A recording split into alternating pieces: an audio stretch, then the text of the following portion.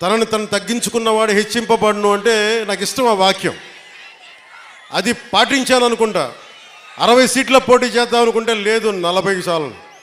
40 కాదు అంటే సరే 35, 35 కూడా కాదు 25 కూడా కాదు 21 అంటే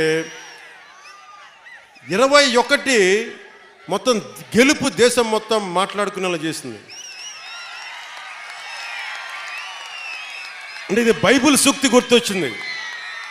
ఒక బైబిల్లో ఉన్న సూక్తి ఎంత గొప్పది అంటే, తనని తను తగ్గించుకుంటే హెచ్చింపబడతావంటే ఇంతకు మించిన సాక్ష్యం ఏం కావాలి?